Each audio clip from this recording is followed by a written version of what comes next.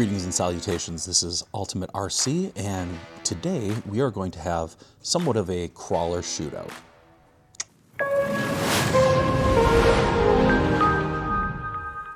We are here at John's Hobbies in Oshkosh, Wisconsin, and behind me there is a crawler park that they have here. It's a crawler course set up indoors, neat little course.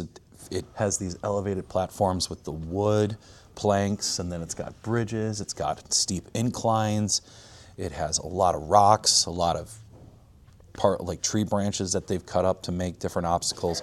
So just kind of a really cool thing to have, especially for when we have colder winter months that we want to be indoors, or perhaps we just have nasty days outside where we don't want to be outside in the mud or in the rain. I've brought with me today 5 crawlers. I actually have a 6th one that's still out in my truck, but it's an axial base camp. And you know what? We might bring it up anyway just to have a baseline, pun intended, of what a crawler would do on this. However, we've got some interesting different options here to look at today. So right in front of me here we have Tarabithia, which is my custom crawler build, my competition build. Then we have the Rhino Yue One V2, which is the cheater build. We have the Vanquish Optic H10 with 4-wheel steer and a couple modifications. And then over here we have our Vanquish Carbon Stance and our Element Ecto.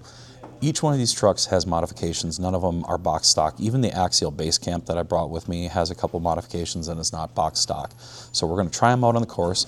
Today I also brought my Insta360 Go 3 and a little headset to wear for the camera, so you get a POV view of what I'm looking at while we're crawling these things. So I'm really excited to see this video.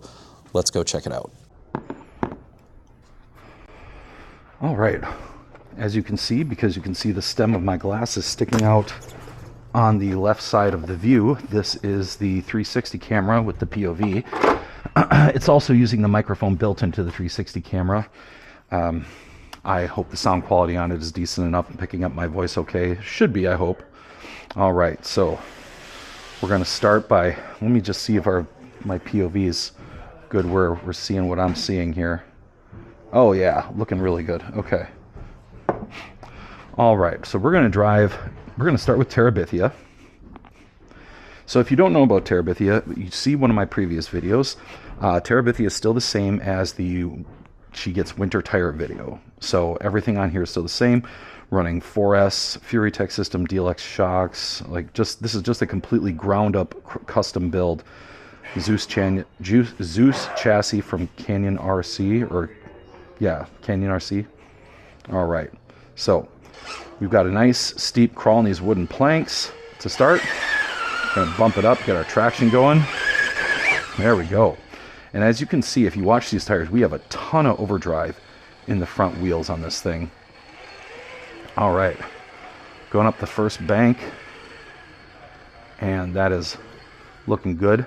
So when you have a bank turn, especially with a crawler, you want to keep your front wheels on the high side because your truck is naturally going to want to slide downwards, and you want to use the natural pull, especially if you have overdrive on your front wheels. You want to use that natural pull to keep it on the track. And then of course, you know, turning your wheels late into the turn, especially with a longer wheelbase like this truck, is really important because as it drags your rear drag axle around, that's going to cut to the inside. So again, watching right here, this is a perfect view. You see how we keep the front wheels really close to the outside. You can see how the truck just wants to slide down a little bit, like right there. But that just helps keep everything planted and on the track. We're going to get a little reverse here. In my competitions, anyway, we do not charge for reverses. So if you want to tell me I'm wrong, go ahead and do it down in the comments. All right, here we go. We're going to move on into the course. This is our first descent down all these sticks. I have a feeling that Tarabithia here is not going to have any issues because she is a very, very capable rig. All right.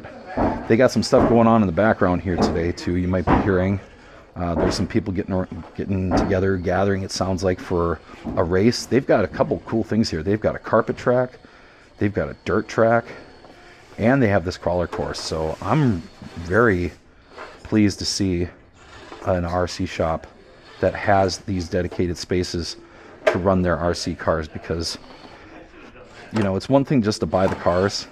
It's another thing to have a spot where you can actually go run them and drive them. And without having a dedicated spot like this, you're literally just cruising through, you know, your city or neighborhoods trying to find spots where, number one, it even works well, but number two, are you even allowed to go? You know, a good example is that up in Green Bay we have, okay, just wanted to walk around to get a better point of view as we go up this part now. Anyway, in Green Bay we have the Triangle Sports area near Barrett's Creek, and they actually have a whole BMX / mountain bike course that would be amazing to also drive RC cars. And it specifically says right on the sign up front that RC cars are not allowed. So kind of sad that they don't share the space with it. I also get it, because you don't want a kid getting hit with, you know, a basher flying at 40, 50 miles an hour and, you know, doing some serious damage to them. So it makes sense. And from that respect, from a safety aspect, it'd be kind of cool if maybe they did a thing where, you know, certain days and times of the week it was bikes, and then maybe certain days and times of the week they did allow RC cars. And, you know, maybe I'll try to get in touch with whoever is in charge of that space to say, hey, you know, would you be opposed to doing something like this, just so, you know, people who are RC enthusiasts that would like to have a really cool spot like this to drive stuff on would have a place to go. All right, we're going to try to crawl as much as possible and not do as too many bumps. You know, obviously going up straight smooth surfaces we're going to have to use wheel speed, but for most of the crawling stuff we're going to try to genuinely just crawl and not bump. And for those of you that are not familiar, bumping is where you give the throttle a little blip or a little wheel speed to try to overcome an obstacle, whereas crawling is purely relying on your setup, your grip, all that good stuff. Okay, now I'm going to give a disclaimer here. I did drive this course one time with Tarabithia already. I was waiting for the footage that's on this little pod camera to download to my phone so I could erase it and make room for this footage. And while I was waiting for that, I did drive this around once and saw that it's pretty much able to take on all the obstacles, no issue. The one spot I got tripped up was right here, and it's that post right there. It got caught right in here in my chassis between the cab of the truck and this rear wheel. So I'm going to see if maybe if I can get the truck to go way up on the face of that blue wall there and then come back down. All right, here's where we do need wheel speed because we're going up a smooth surface. All right, I'm going to try to go way up this if I can without getting stuck on that stump. I might need a hand, an HOG here. You know what? I wonder if we come out further, because this really wants to push you inward. There we go. Okay, maybe now we can come around it. And this longer wheelbase I have on this thing. Oh, I think I can make it. Oh, it's getting wrapped around again. Darn it. Okay, knocking my body off. Come on, can you get it? Can you get it? All right, I did it without having to do a hand. Wasn't the prettiest, but I'll have to check my body too. Yeah, body looks like it's not quite on there just right. I'll fix it when we get back down on the other side. Oh yeah, you can tell it's definitely crooked on there. So, but we made it around. All right. Coming down. Look at this nice steep decline here. Yes, got a little slide. Okay, and did my body correct itself? How about that? The magnets did their job. That's why I did magnets in the back and that front post on the hood, so that the body could flex, but then hopefully bring itself back on after just flexing around a little bit.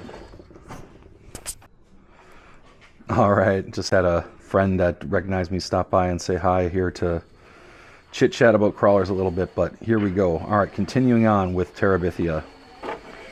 So no surprise here, Tarabithia is just eating all this stuff up with no issue. Like, yeah, a little hung up there, but nothing crazy. Taking on the rocks. This truck is just so capable. I love it. So talking again about what we have in this thing, again, we do have the FuryTech electronics for ESC and motor. It is the Python X team spec.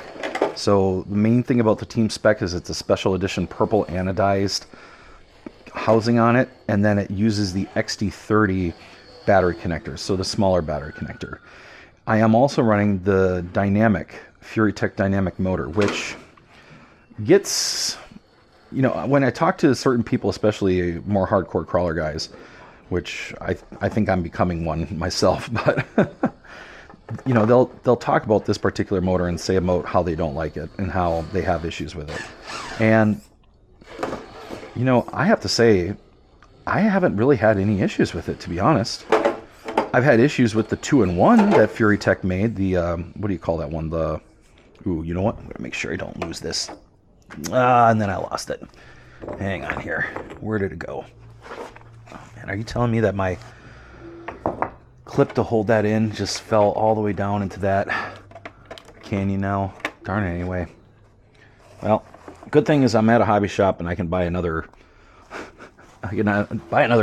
pin post. So, all right. Anyway, I know the FuryTech 2-in-1 motors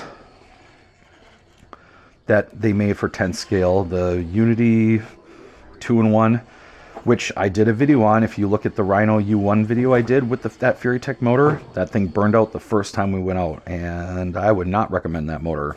And I've seen other videos of people taking that motor out and saying that they had the same issues where it burned out and just had a lot of issues with thermal shutdown from struggling and all that other stuff. But this dynamic motor that they make, I haven't had any issues with it. So, all right, let's get a nice point of view of that coming through the tunnel. There we go.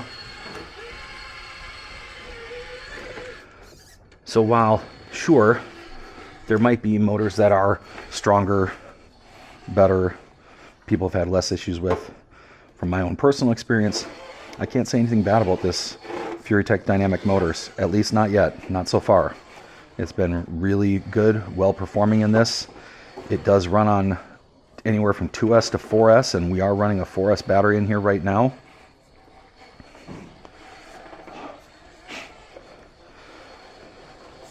Once again, tires, we have J Concepts The Holds on here, which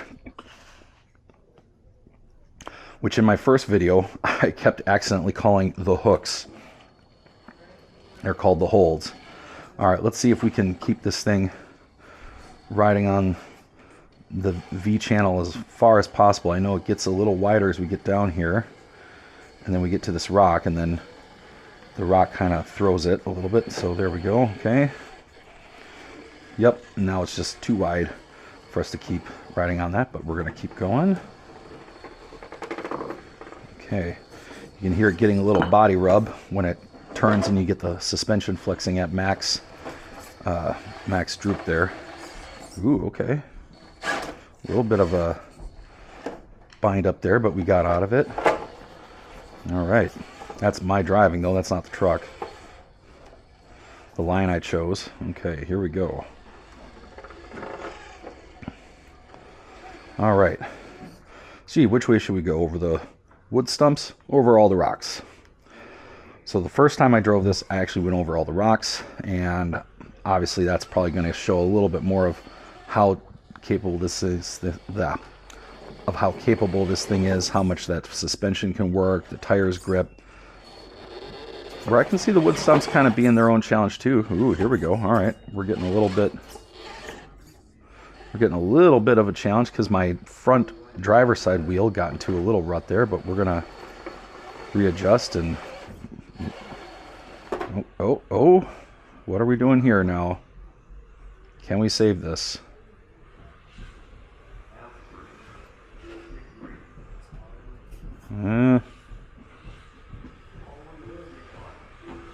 Because I have a feeling it's going to push it. All right. So we did manage to not roll over. There's my my driver's side magnetic body retention post. So We're going to put that up there for now. Thankfully, there's one still on the passenger side, and we've got that bolt on the front holding it. So here we go. Right up this time, better line choice. Okay. All right, like I said, we're going to try to rely more on crawling, less on bumping for this. And did a little more wheel speed, but nothing crazy.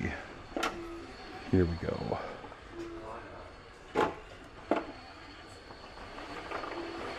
Got that big rock right there. Ooh, and now our front passenger wheel is down in that rut. We don't want that. But maybe there's no way out of that, but there. Okay.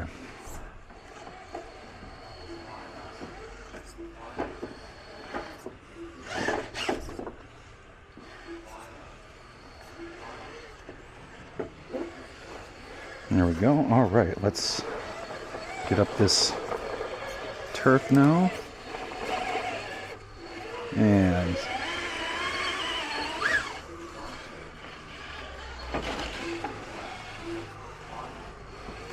down the AstroTurf.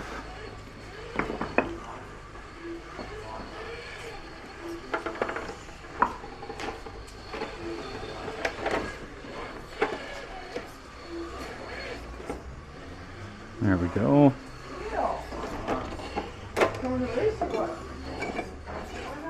Okay, and here is the ending of the course. There it is. All right, and there's our post here. We're going to take the body off. And let's take a quick look underneath to see what we have in here. Once again, for those of you that didn't see our previous video, we've got Perfect Pass servo, DLX shocks, 4S battery, FuryTech dynamic motor, which not even hot, guys, just a little warm like it should be. Same thing with the ESC, nothing crazy, able to handle that just fine. And I have found that my favorite way to retain batteries is this double-sided 3M dual lock stuff. So I've got some right here because not all my batteries have that on here today, so I'm going to be putting that on for any battery retention I need to do. But this stuff is great. Basically, you just cut pieces off for both sides. It's most of the time with... Okay, so the Go 3 pod got a little low on battery. And look, my audio transmitter is low on battery too. So, man, I guess I didn't charge stuff enough. Well, this got lower on battery because it was transferring all those files. But getting back to this stuff is great because you put it on both sides. Normally with Velcro, you've got the soft side and then you've got the plasticky side. And this stuff is like this interlocking, it's like little tiny mushroom caps that interlock with each other. And that's how that works. And it works really good for retaining batteries, especially small batteries with crawlers, where a Velcro strap oftentimes gets in the way or is too long. So if you're running these small little, almost what I call like aircraft batteries for competition crawlers, this stuff is really, really good for that. All right. I'm not sure how long that's going to take to charge, but hopefully it's hopefully it doesn't take too long so that we can keep going and do our next trucks. If not, I might have to go back to putting my phone on my transmitter and doing it that way. For now, let's see, which truck should we do next? All right, so eeny, meeny, miny, you know what, Mo. I was gonna pick this one. So let's talk about our Rhino Yue One. We have done a couple things to it since the last time we saw it. We have put in the Reefs dual BEC, easy BEC, to run our Perfect Pass servos on our front and rear axle. We have also put in the new Hobbywing Fusion Pro Elite, but it's that motor that is like the Hobbywing Fusion Pro, but it's shorter and it runs on 4S. And our 4S battery we're going to use today is this R-Line Gens Ace Tattoo 850 milliamp hour 4S battery pack, which is going to go right here on our front axle. So I'm going to get that wired up and we're going to get this thing going.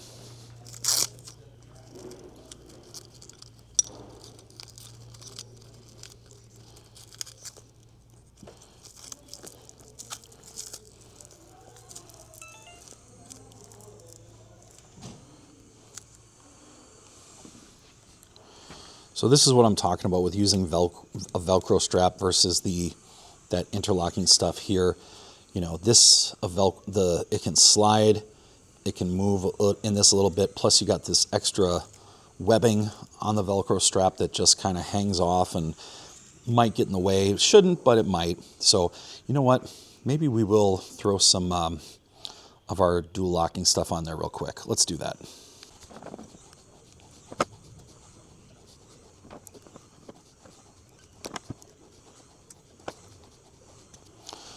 Look at that.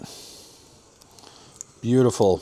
All right, now we're going to get our battery input, power input plug here, which is tucked away neatly and discreetly. Plug her in. There we go. And then we're just going to kind of keep it. I maybe need to find a zip tie solution here, but sort of keep it where it's hopefully out of the way. Okay, now switch our transmitter over to the Rhino. Center point. Oh, already our four-wheel steer is talking to us. And let's turn her on. Perfect.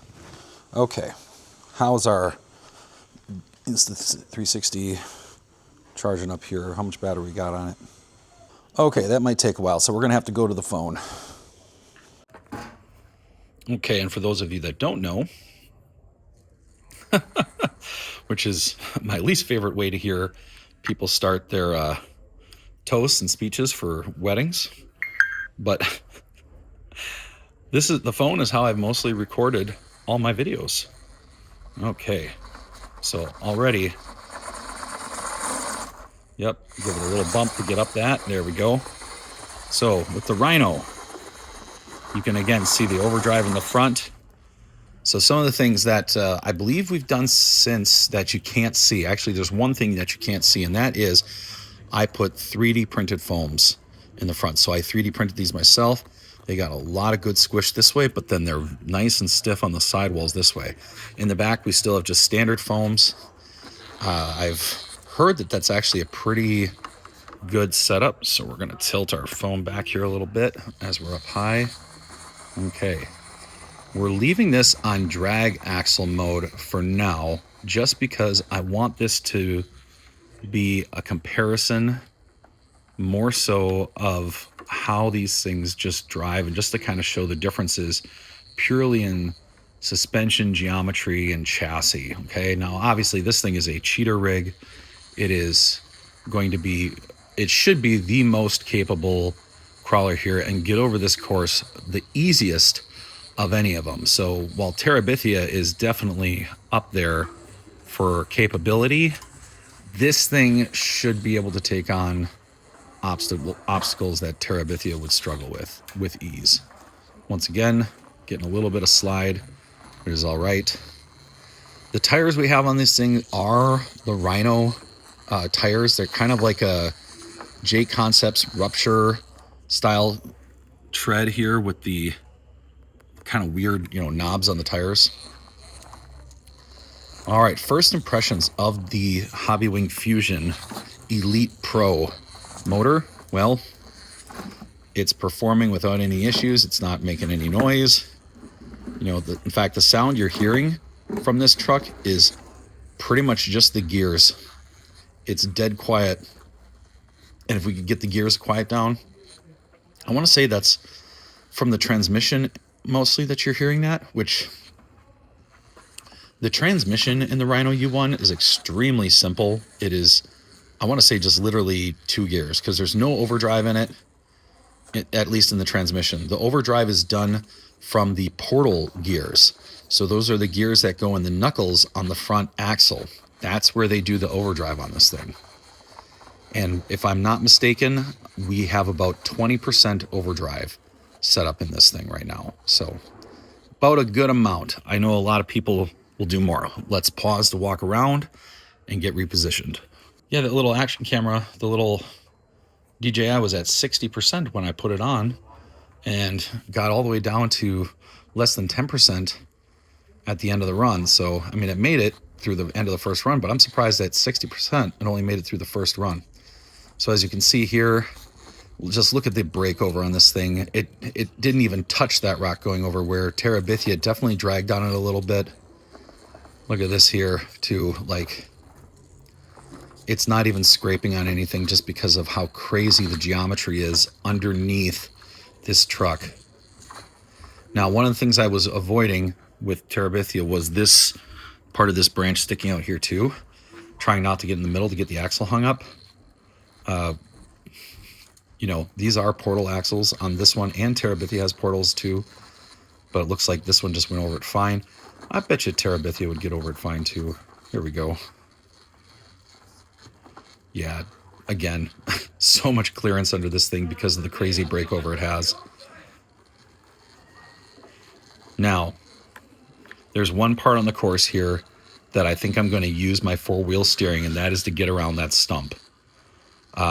Might try it at first without it, but again, just because of how much there is to get caught on with this thing, where Tarabithia only had a small gap, like from here to here, roughly, to get that stump caught in, this has got all this. So it might be an advantage, might be a disadvantage. You know what? We'll find out. We'll leave it in front wheel steering only at first to see how it does.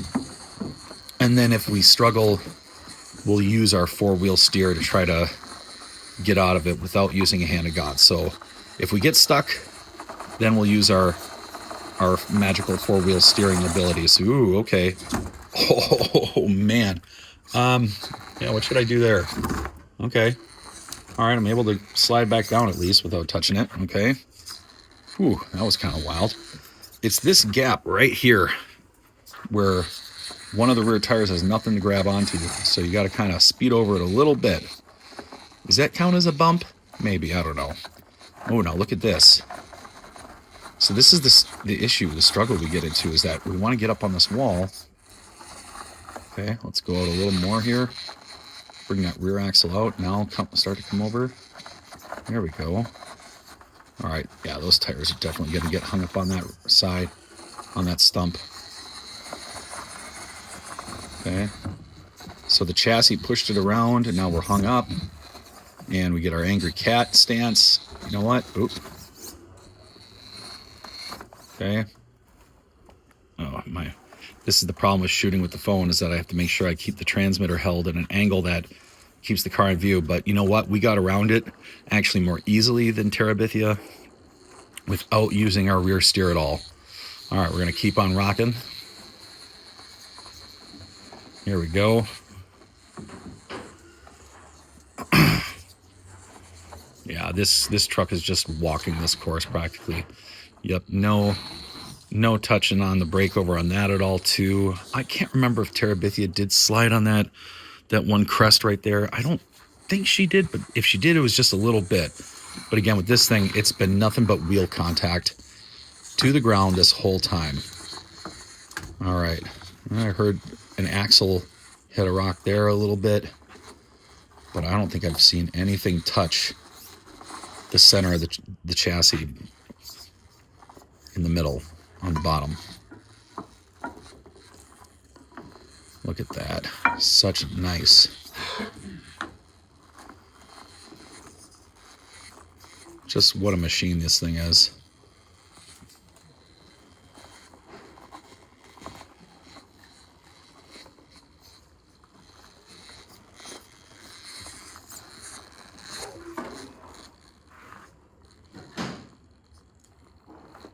There we go.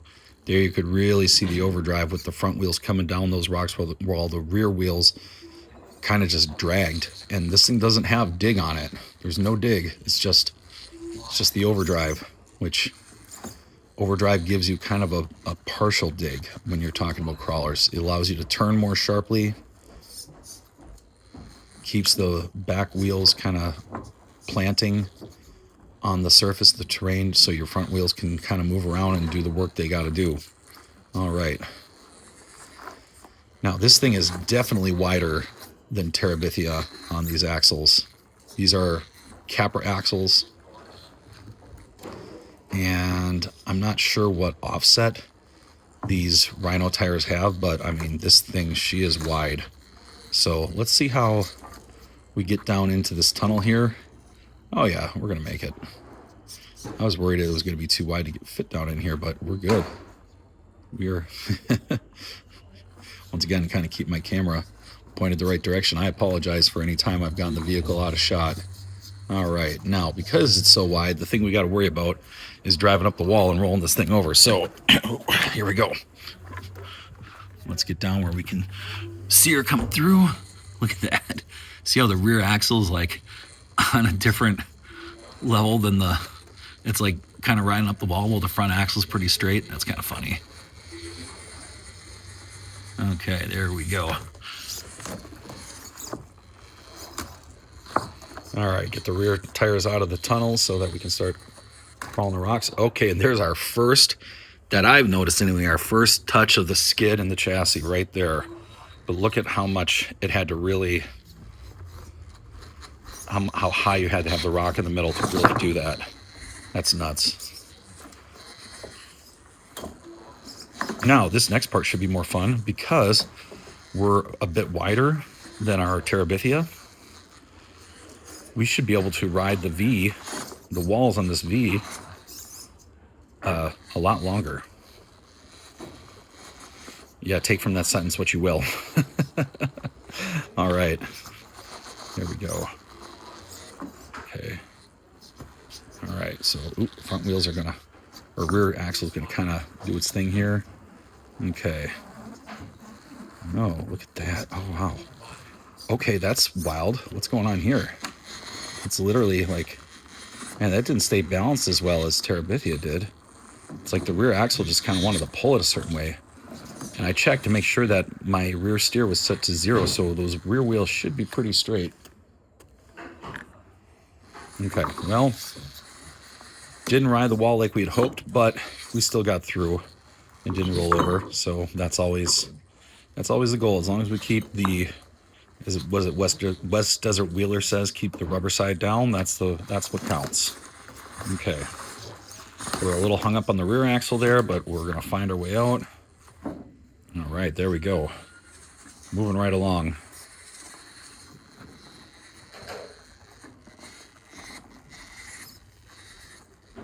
Yeah, and right here where Tarabithia struggled a little lower on this obstacle, but the Rhino is just like, whatever, I'm going to drive up it sideways. I don't care. Here we go. You know, each truck is always going to take a slightly different line. Let's see if I can get that driver's wheel up on that rock, because this is what happened with, nope, Tarabithia did the same thing where, nope. Okay, now, there we go. All right.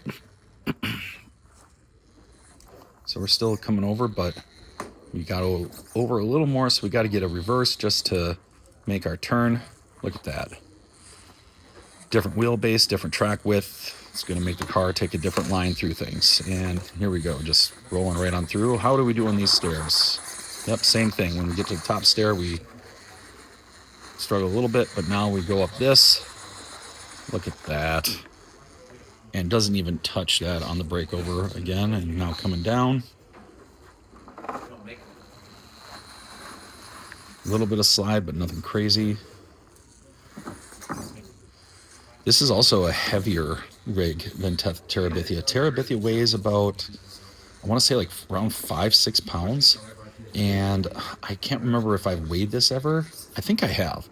I'll look through my camera roll to see if I have a screenshot of what the weight of this thing is, but this thing probably weighs closer to 7, maybe 8 pounds. I don't know. It's definitely heavier with the axles and all the brass and the metal on the axles. So that's a heavier build, I want to say, than Tarabithia is. Maybe not by much, but it is. And there we go. All right, which one should we drive next? Let's do the Optic.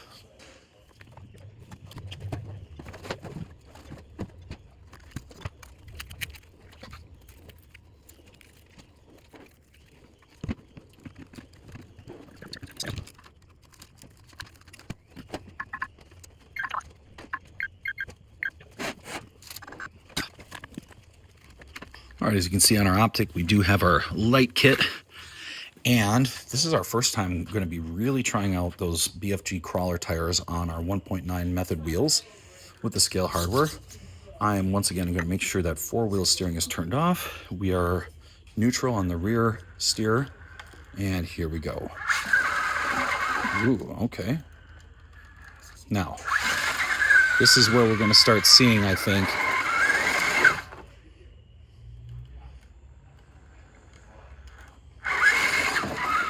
this is where we're going to start seeing crawlers struggle a little bit.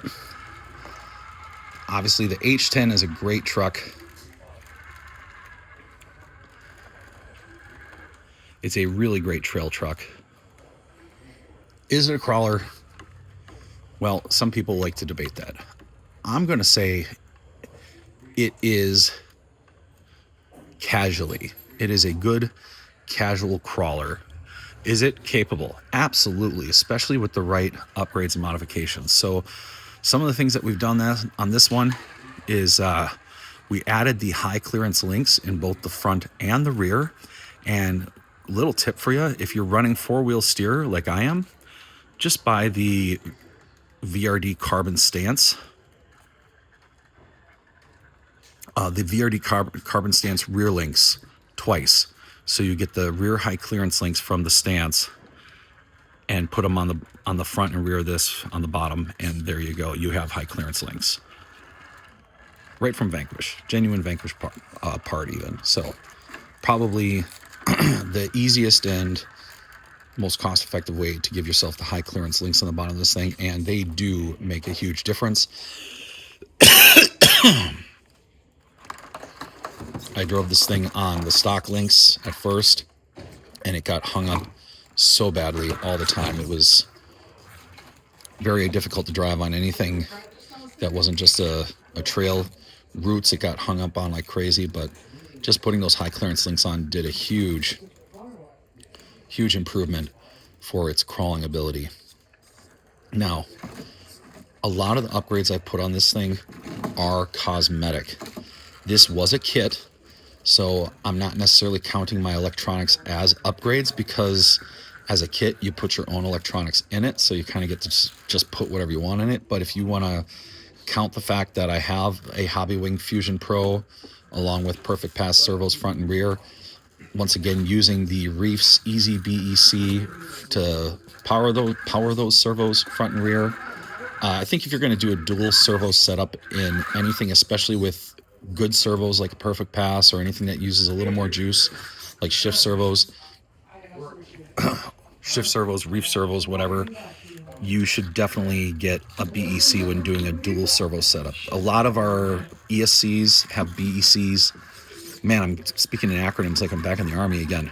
So the electronic speed controllers, the little brain of your RC car, will have a built-in battery eliminator circuit, which is kind of a weird thing to say on an electric car, but they just still call them that from the gas-powered days, battery eliminator circuits, because what they did was they isolated the battery signal from the rest of the truck and regulated the voltage output. That was the thing about it. So when your 3 and 4S lipos are way too high a voltage for your servos, your standard servos that power off your receiver, and also the voltage being too high for your receivers, battery eliminator circuits essentially regulate the voltage down to something that's not going to fry your electronics. Okay.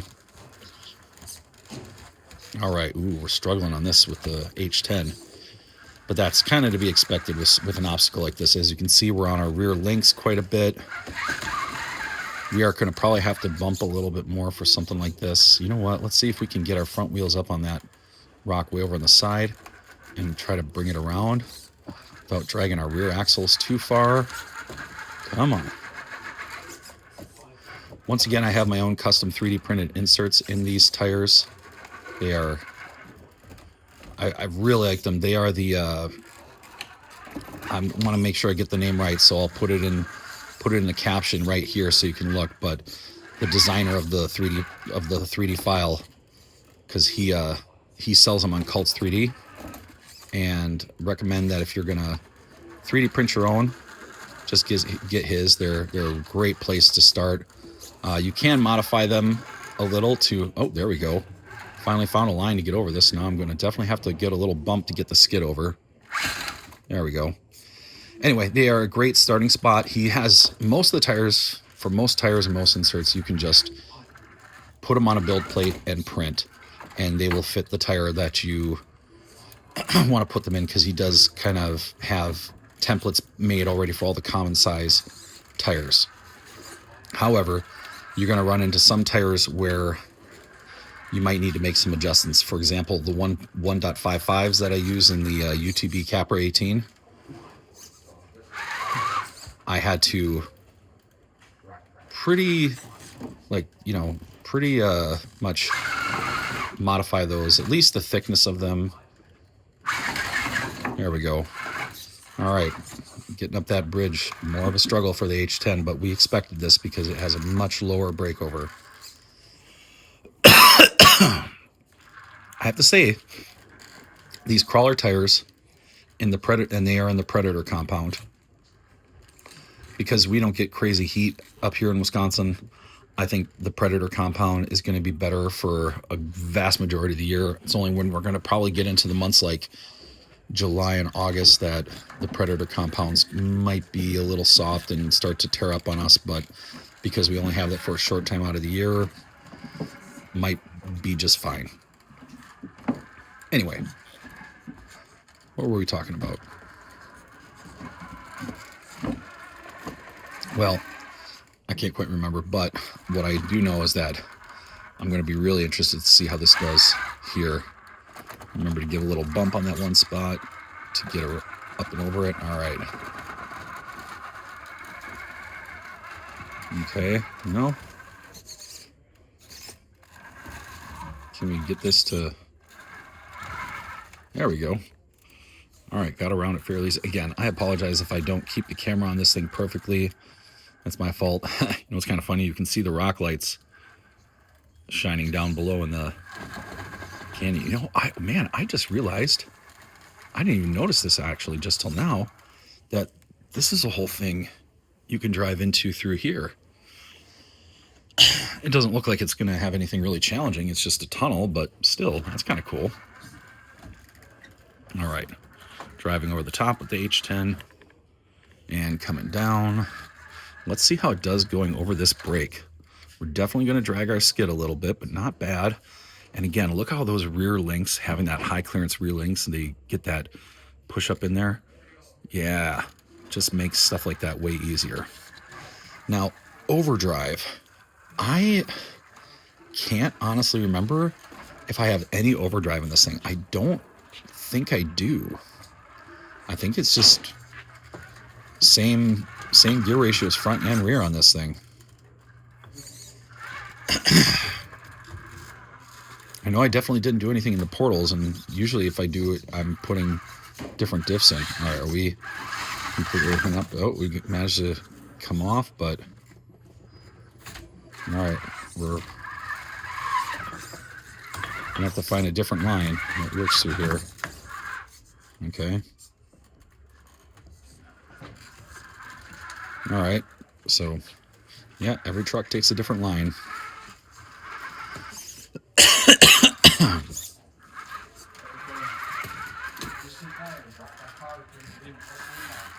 Man, we are really getting pushed way out to the outside here. How are we going to do this? Okay. I know you can already see what a difference the comp truck and the cheetah rig make in doing courses like this versus, you know, something that's more of a kit like this. I mean, technically the cheetah rig is a kit to the Rhino, but whereas when you do a ground up build like a comp rig, where you really start with a performance oriented chassis and then you build with components after that, you know, what a difference something like that can make. And what's wild is you come from bashing, where bashing seems to be all about speed, power, and how much power does your steering servo have to withstand the forces? How fast can your truck go? Where you come to stuff like this, where, yeah, powering your steering servos, having a powerful servo still matters quite a bit, but how your chassis and your suspension are set up. Oh no! All right. Our first rollover of the day. I'm going to start me way up here. Try this again. Again, we're trying to avoid using four-wheel steering to make it through this, to just have as fair of a comparison as possible. And there was my problem. I should have turned sharper at the top of that descent to stay higher up. But anyway, you get to see how much more suspension, chassis setup, balance, all that stuff matters so much more when you're crawling. You can get away with having a motor that's not crazy powerful and still have an amazing crawler where, can we get ourselves out of this? See, right there, servo. Okay, I'm not going to let it fall, so I'm going to put my foot there just to stop it in case it does. I'm going to try not to touch the tire.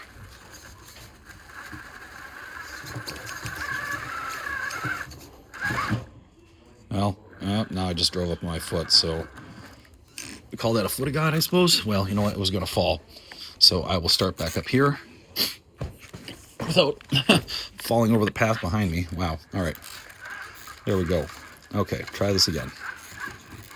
So, yeah, you really see, just in examples like this, how much clearance do you have? These are straight axles, where our other two rigs we drove so far were portal axles. So just right there, you see how much of a difference that can make in what you're able to crawl and climb and down into the hole. Here we go. All right. This is going to be kind of fun to see with the headlights. Okay. Oh yeah, here we go.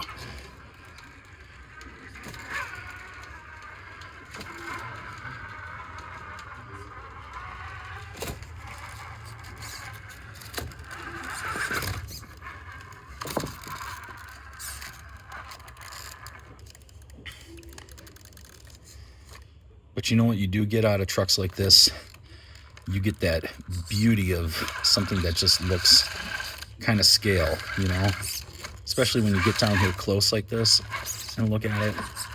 You know, there's just something about seeing it like this. It just looks good.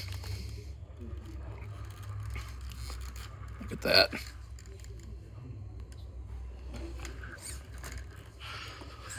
All right, I'll give a little back up here so we can keep our wheels on the rocks.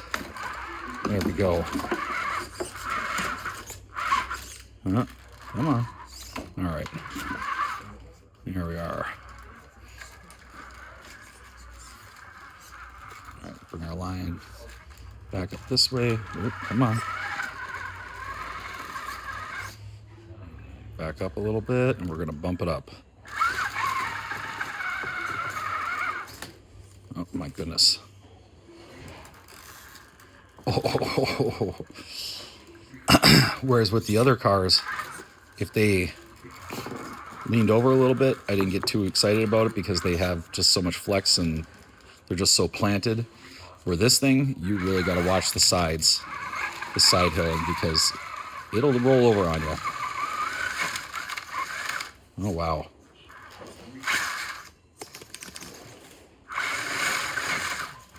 Okay. Got her digging. Man, I tell you what, the Perfect Pass servos with that Reef's Easy BC, just getting max power to them. Ooh. All right. I think that's probably the most perfect wall ride we've had so far. That was beautiful. But anyway, getting back to the Reef's Easy BC with Perfect Pass servos, what a combination, guys. And I know both, I'm sure Reefs, if they see this, they're like, yeah, we'll try our servos too. And you know what, Reefs, you make amazing servos. I know you do. I see people sing the praises of them all the time. And I will probably try a reef servo one of these days. I have had just amazing luck with my perfect pass servos, and Roz has been just an absolute great guy to work with. You know, if anything was wrong, he helped and took care of it. So I got to give a shout out to Perfect Pass just because Roz really believes in the community, really believes in the hobby. Just a nice guy. And also, if you want to see some crazy speed runs, that's what he does. He loves speed. He gets his cars up to, around 200 miles an hour or so. I think he's broken over 200 miles an hour, if I'm not mistaken. If I'm wrong, and maybe Roz, if you see this, correct me. But that guy's a speed demon. Okay. Let's see if we can get this thing up.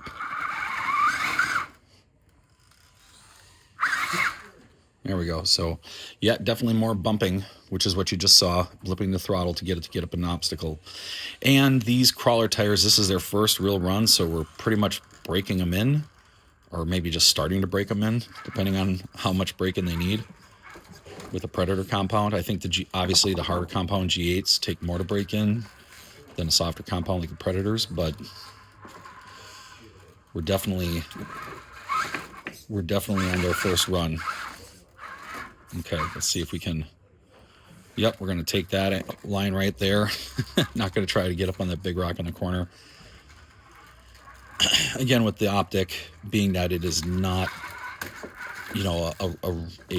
as much of a rock crawler as it is a trail truck. I'm not saying it's not a rock crawler. I'm just saying it's more of a trail truck. We're definitely going to take some of the easier lines. All right, now this will be interesting here to see what it does, because this is all about weight and this steep angle. Oh, wow. Oh, no. Had a feeling that was going to happen with that breakover. All right, let's see if we can accelerate it. Yes.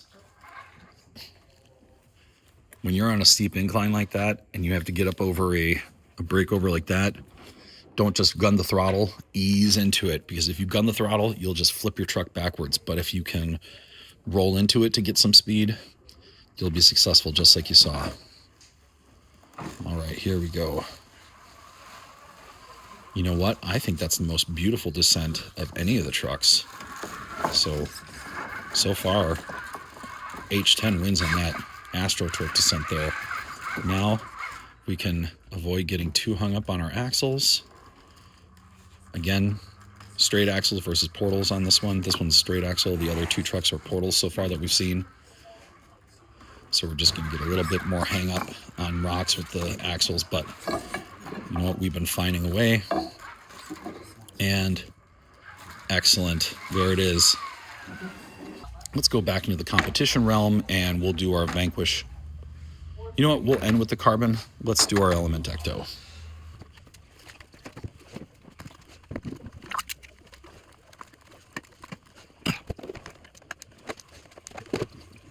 All right, on the Element Ecto, if we haven't looked under the hood of this thing, we're going to now. So I did do a couple things. First thing you'll probably notice, we put an NS DRC RS800 V2 servo in here. I did put a direct power plug.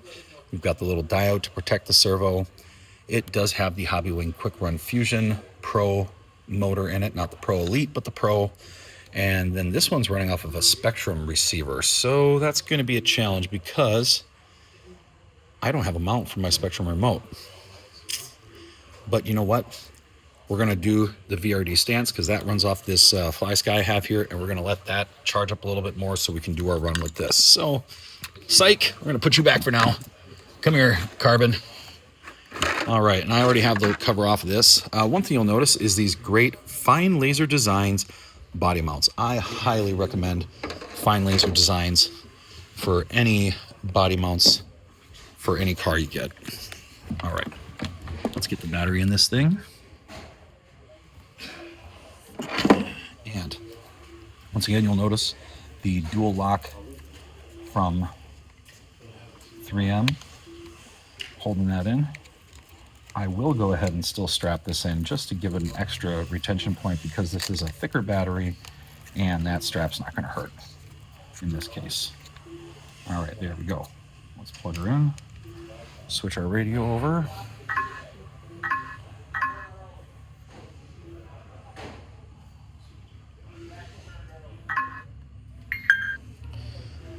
All right, power on. Boom, there it is.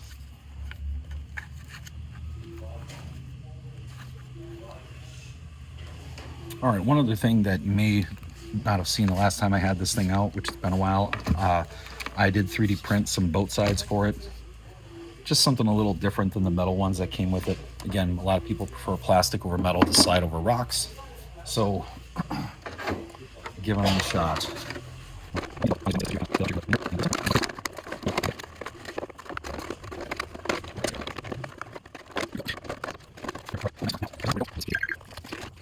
Now I might edit the video to still show this truck last, to kind of put the last competition crawler in here. This is a competition-based truck, a Class 2 truck. All right. Some of the things about this truck. We are running the trail wheels. We do have the Vanquish dual stage foams in these tires.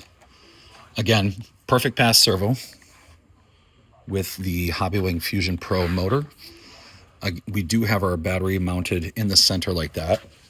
Obviously, if we could mount it up further forward over the front axle, that would be better.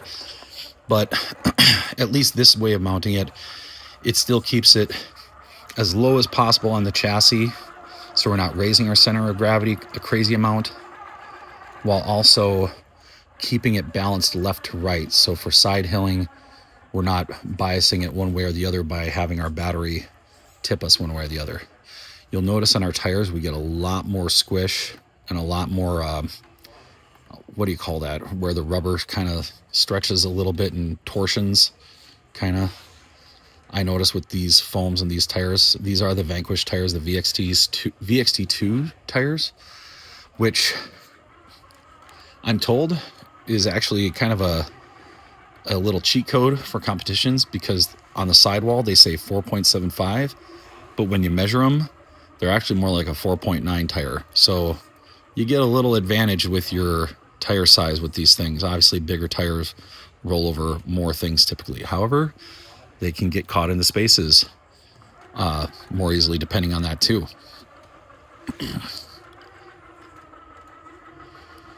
This truck does have overdrive. It is stock, or what do they call this? VRD carbon setup. So the transmission has the overdrive in it. And I forget exactly what Vanquish says. I want to say it might be 30% roughly overdrive. But it is however Vanquish sets it up for overdrive. Does have the carbon spec transmission from Vanquish, the VFD transmission. So that's got all the machined gears.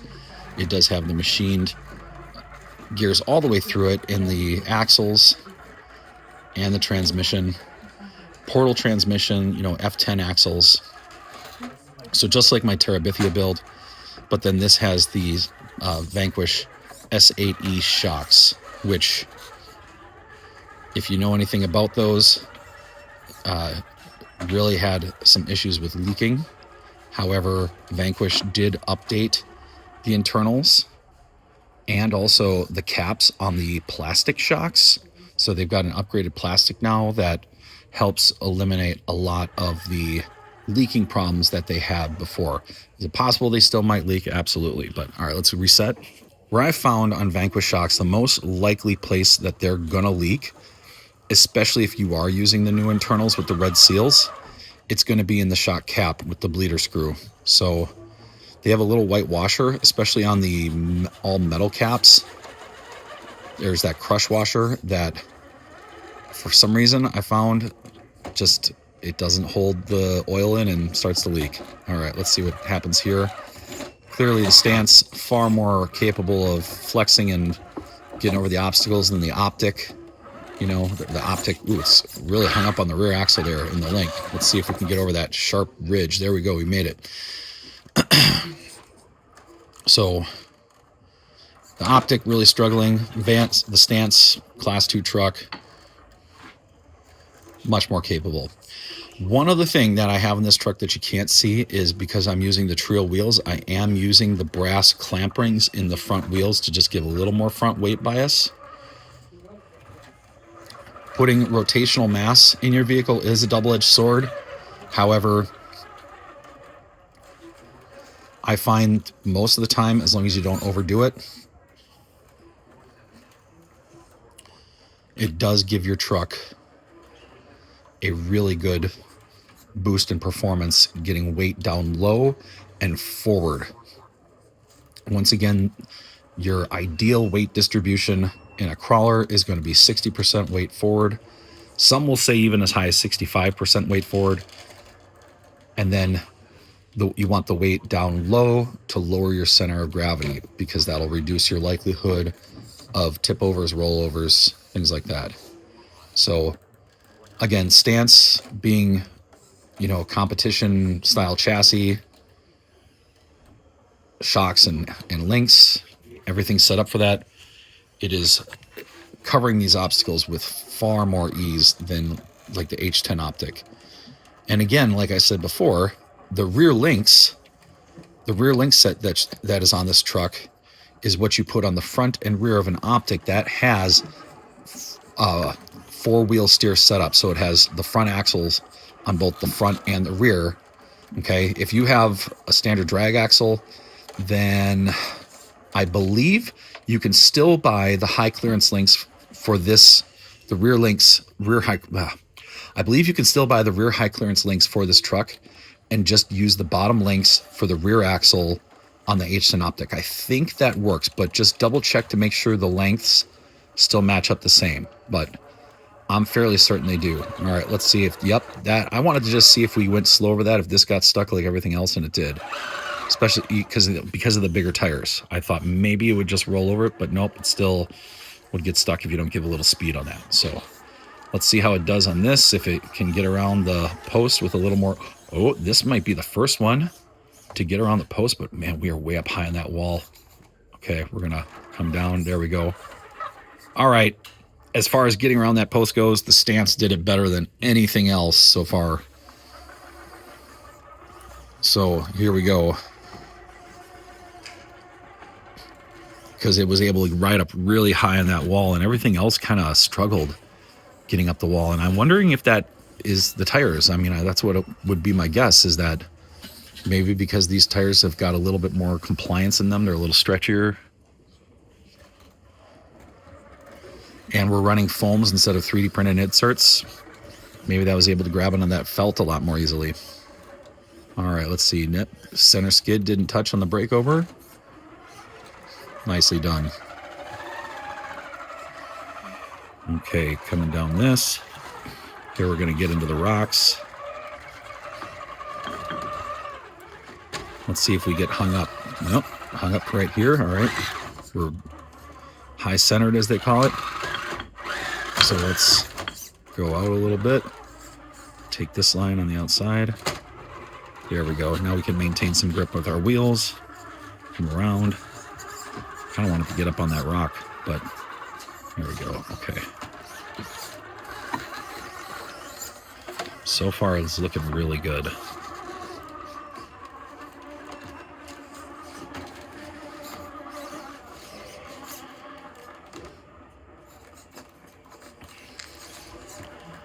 Of the competition trucks I brought today, this is probably the lowest cost one overall. And for being the lowest cost, your bang for buck for what you get out of this thing is really good. The kit, I want to say, is to build this is somewhere in the $400 to $500 range.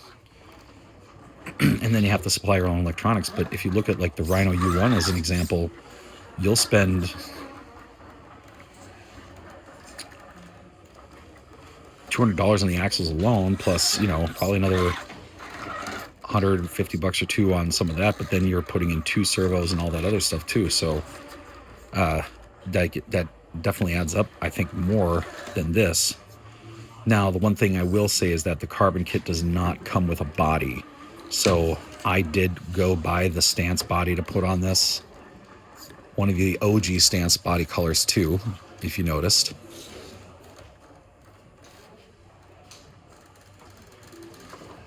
And Vanquish, as far as their painted bodies, they're proud of them. I want to say they're like 80 bucks. So that's normally kind of A scale body price range for stuff. However, it is stickered already for you, painted already for you, so there's value in that too. And here you can really see that overdrive working as it's coming up around this corner. Let's see how it does going over this rock. So our Rhino Yue One didn't, just barely scraped and touched, but yeah, again, now you kind of see the differences between a cheater rig with a crazy breakover and more of a, I would say, this truck is somewhere between a cheater and a scale truck. You know, it's kind of like in that happy medium where, yeah, class 2 competition truck, but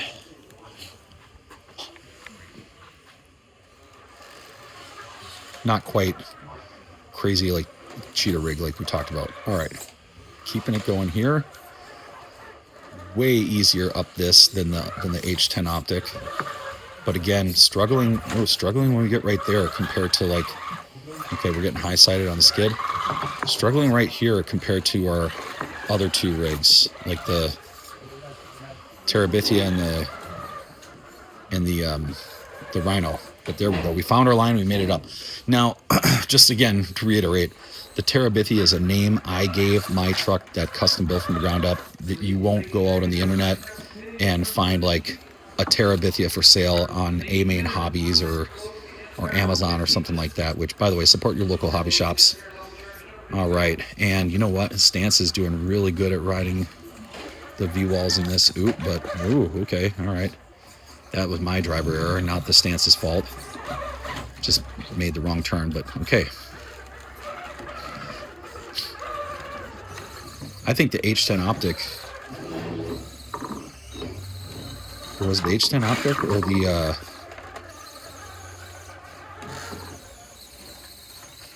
may have driven it the best, but that was pretty good.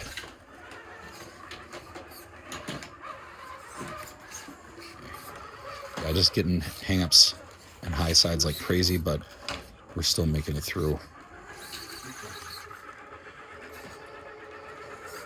Okay.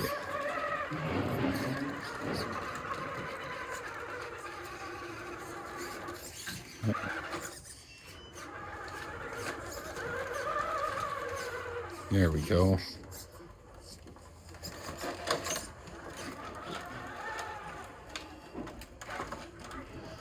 Ooh, I was a little worried it might have rolled over there, but it didn't. You do hear the body taking some hits, though.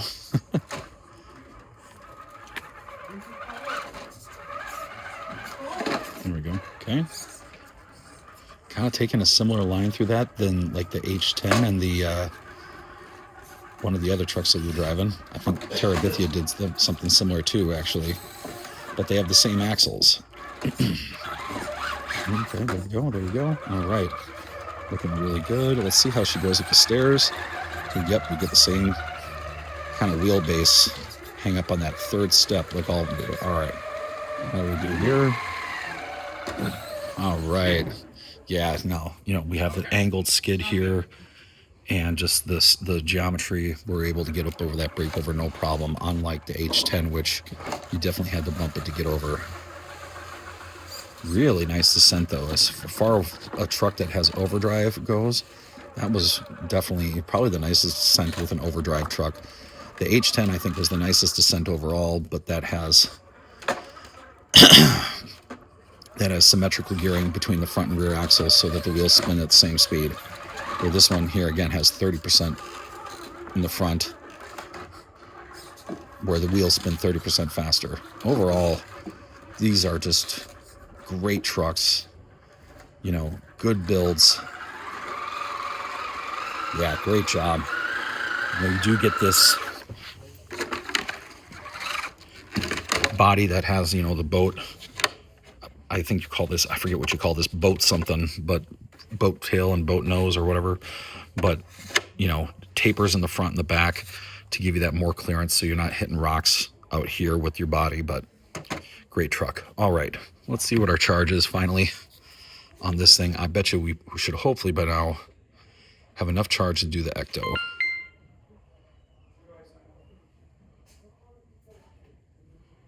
Show me a percentage. 45%. Well, it might just make it.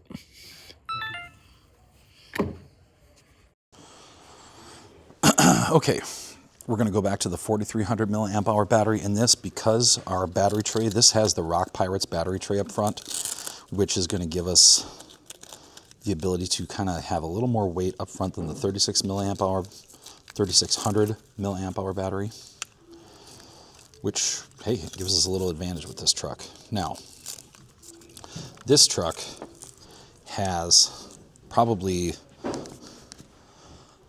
the most disadvantage of any truck here. It does have a great servo and no Superior Designs RS 800 V2 direct power servo. It does have the Hobby Wing Quick Run Fusion Pro. It's got a few Rock Pirate upgrades for the shock towers as well as the battery tray. Has some brass SSD knuckles on the front axles. These are straight axles. Brass on the third member or the diff cover, front and rear, it looks like the guy did. And then I don't know what brand wheels, and I don't know what type of foams he has these. I think they're just the stock J Concepts foams, but they are the J Concepts Ruptures, which are a really, really great tire. All right, in order to get this thing going, I do have to get out my IXSR radio, since this is running on a Spectrum receiver and not a Fly Sky like the rest of my trucks.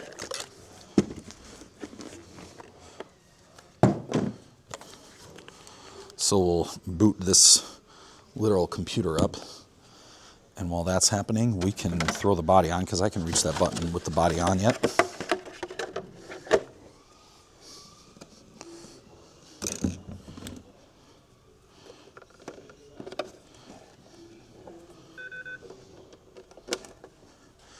And we'll turn you off so you're not chirping away in the background.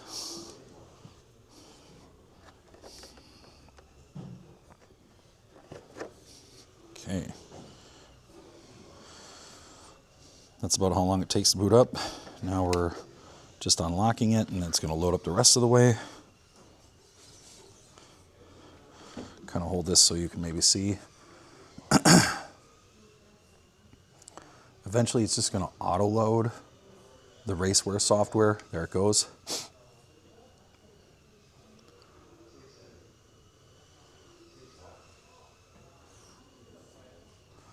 So yeah, the IXSR is an amazing remote. So much customization and flexibility and things you can do with it, but its one downfall is it takes a while for it to boot up. All right, we're going to select our Element Ecto. You can see my lights change to yellow to match the truck plus my screen. Let's go ahead and turn the truck on. There it is.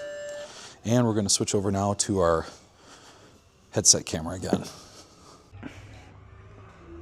Okay, hopefully we've got enough battery in here to do this.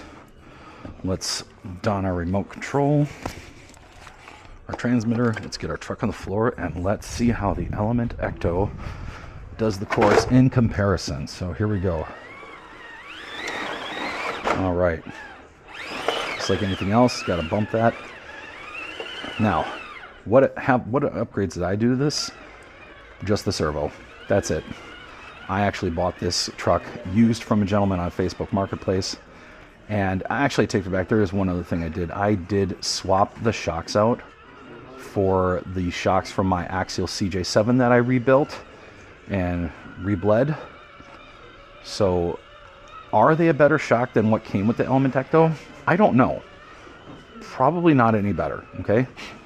In fact, the Element Ecto shocks, might actually be a better shock because they were specifically set up with different spring rates, front and rear, more than likely to work with this trailing arm setup that this truck has. Oh, wow, this is sliding a lot more.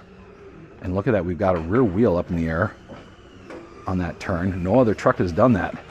And that's not what I would expect with this, because those trailing arm suspensions are supposed to have a lot more flex. So that was kind of interesting to see. Moving right along. Looks like we've got a few people joining us here at the crawling course now. Okay. So getting down that pile of limbs, no issue there. Or branches. We're going to take the high road here, using the log to kind of ride over these rocks a little bit. Just see how that suspension flexes. No worries there whatsoever. Okay. Sharp turn to the left. Oh, we're getting hung up on our rear axle on the pumpkin. And a rock, there we go. Found our way over, but now dropped the wheel off the bridge. Okay. Let's make our way up here. And no issues getting up there. We're going to stop here and reset, come around.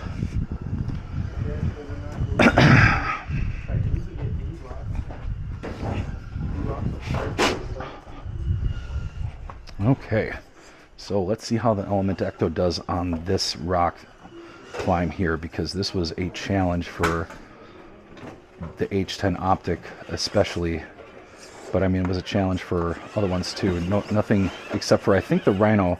Wow, okay, it got up the front there fine. But I think nothing except the Rhino really got over this without any kind of hang-ups. So, yep, we got a little high side, but we managed to get it over. No worries there. I actually did it fairly easily, so that was pretty cool. At least easier than I expected. All right, log bridge. Here we go.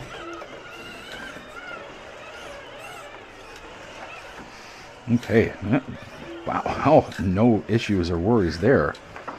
Yeah, way easier than the Optic on that. Okay. Wow, this Element Ecto, it definitely surprises you with what it can do. Now, the one thing I will say, because I've driven this truck a few times already and taken it on the trails, I feel like it rolls over on the side more easily than most of my other trucks do.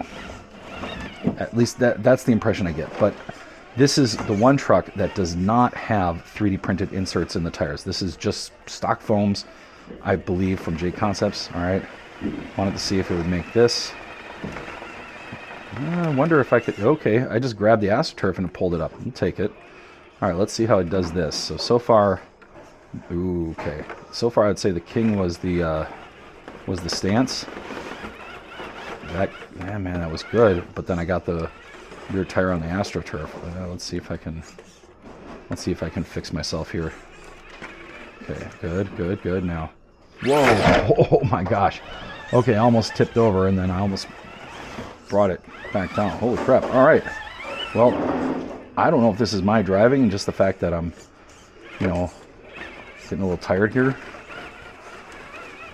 No, it's the foams. I see how much the tires are squishing from going over all this, and the foams are really giving way where the tires don't have anything to really push back on. It's just all squish. However, we did get through that, I would say, fairly well there. Okay. Yeah, you can really see how much those foams just squish so much more and don't give any pushback for the tread to dig in. And that's important. Your tires, obviously you want some squish so you get that contact patch and that bite. But once you get so much of it, you need the tire to push back a little so that the tread can dig in. That way the truck, okay, no touch on that breakover. Look at that. That was beautiful. So yeah, this thing definitely could benefit from some 3D printed foams. And, well, I know just how to make them. It's just a matter of freeing up my printer from printing Crawlagon stuff to get it set up for TPU to do this. All right. got hung up a little bit there, but was able to get out of it pretty easily with just a turn of the servo. So far, so good yet. Not too many hang-ups on pumpkins or anything like that. I'm hearing a little crashing going on over there with what I think is a TRX4 or maybe an FMS, looks like.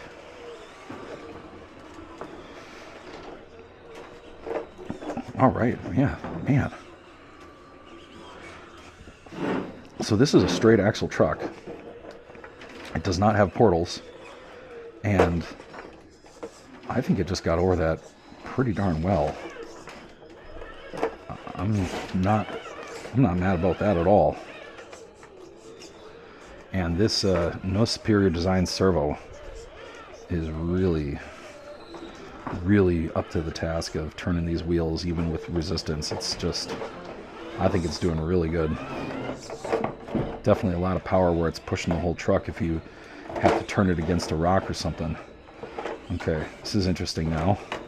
Yeah, again, so just with how much squish these tires have, the contact patch is great, but then because they're squishing all the way in, sometimes it's making the truck sink a little lower, not quite giving it clearance to get over some of the obstacles you want it to, but that trailing arm suspension on here does help a lot with that. Ooh, all right, we're high-sided on the rear pumpkin now. Okay, here we go. Okay, great, got set up and down into the tunnel. And you know what?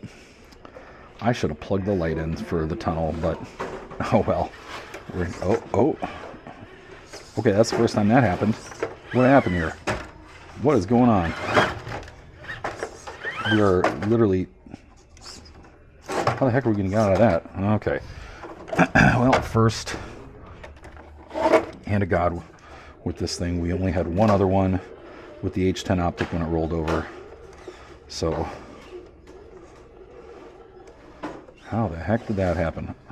We're sliding in here, and then I'm trying to turn my front wheels to keep it from getting too far over. What is going on? Did something shift? I wonder if we got a... Okay, it's the front wheel wants to get hung up on the next part of the tube. So maybe I come this way and then turn this way into the tube and now turn the other way. There we go. All right, now we got it. Wow. That was really interesting. Being it was the only one that did that. Okay, let's get down in here. See it come through, how it looks coming through the tunnel. Looking good. Good job. Okay. Looking nice. Oh, no, we're hung up now again. Man, this is where I think the foams in these tires just really are giving it a disadvantage because they are just squishing all the way down, letting the tire squish all the way down to the rim, to the wheel inside. So, yeah, and they are very soft foams, so that's going to definitely be a point of improvement that I think will help this truck a lot. Okay.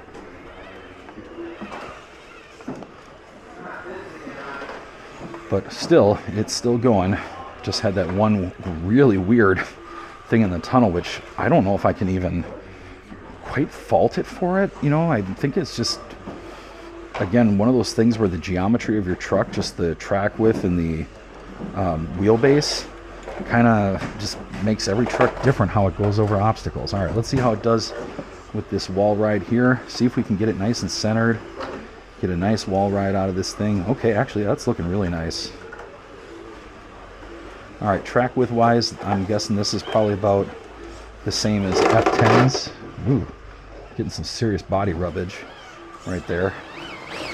Okay, you're the first truck to get hung up there.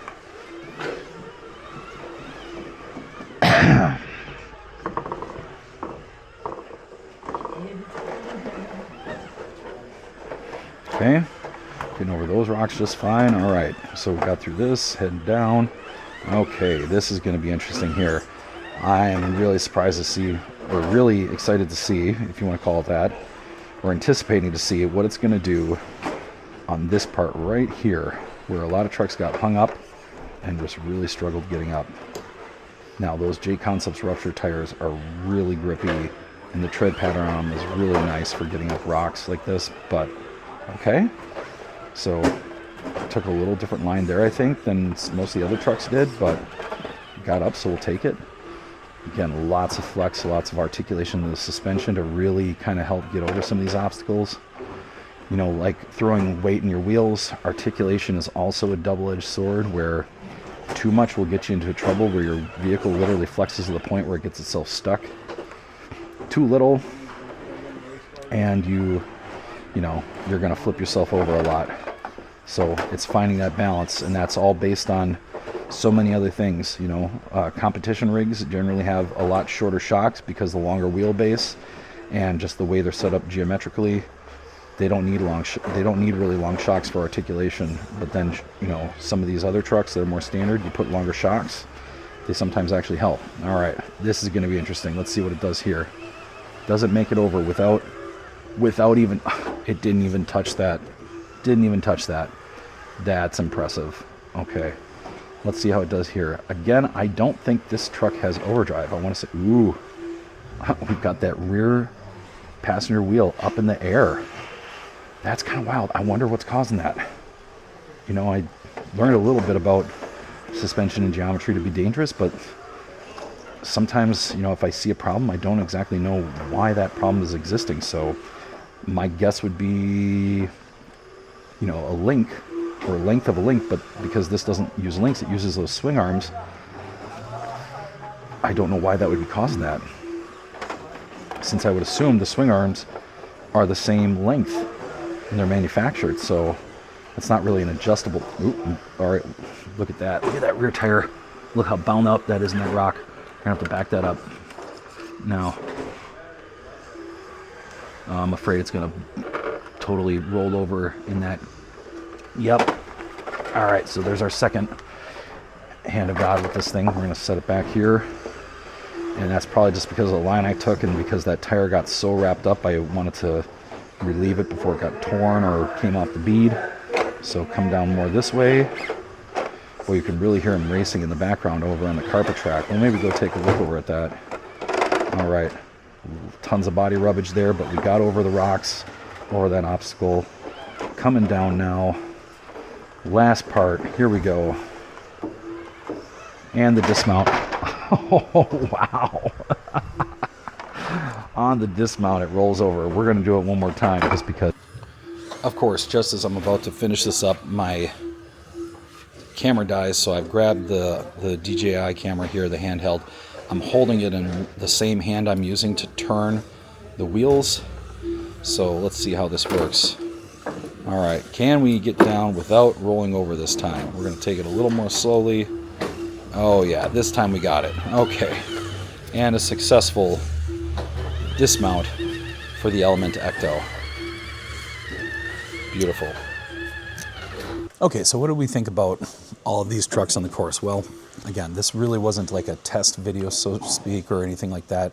More so just to see how different trucks of different styles would compare on a course to help people decide between maybe what kind of crawler do you want to get.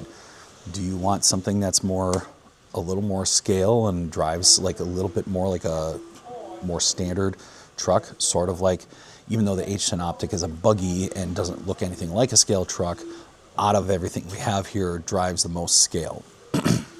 Do you want to go right for the competition crawler like Tarabithia, where you do a complete ground up build? As a beginner, I wouldn't recommend it just because it is going to be a daunting task to put it all together and know what you're doing and tune it up, okay? That's why I would recommend starting with something that's either a ready to run, like the Element Ecto, a great truck, great platform, and you can upgrade a few things out of it if you want, and it's still gonna be great. Or you can get a kit like the H10 Optic, where you can buy this as a ready to run, or you can buy the VRD Stance as a ready to run and have something that's like a competition truck almost out of the box. It's really an amazing, capable system with minimal modifications. You can have something and go compete with it and be dangerous, definitely. There's also the cheetah rig. So the Rhino Yue One here, you can actually buy that complete and ready to run if you want, or you can buy the components as a kit and build it yourself. You have the choice, kind of like with the Vanquish options.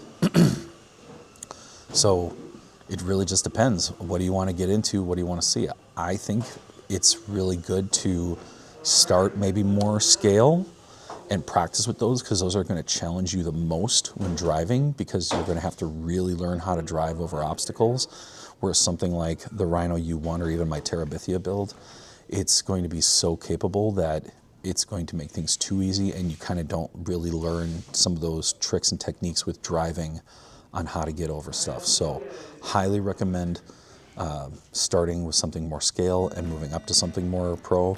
But you know, the important thing, of course, is just to get out there and have fun and enjoy the hobby and just get into it. So that's it for today. Thanks for watching. And again, if you'd like to see something really interesting, oh, I was going to share this. So why did I come here today to John's Hobbies? Well, the main reason I came was actually not to crawl on my trucks. I decided to bring them and shoot a video for that. But the main reason I came is they have Cross RC trucks here. They were one of the actual distributors for them, but they're not going to be any longer. So they are actually clearing out some of their Cross RC kits. And I came here to pick up a couple of them, which I'm then going to put on the channel for a future video. So make sure you subscribe to get notified when those videos come out. You're going to want to see them because they're really cool. Just to give you a little hint of what's coming, one of the trucks is going to be 8-wheel drive. You're not going to want to miss that, okay? It's going to be pretty epic. So again, make sure you subscribe, and thanks for watching. Take care.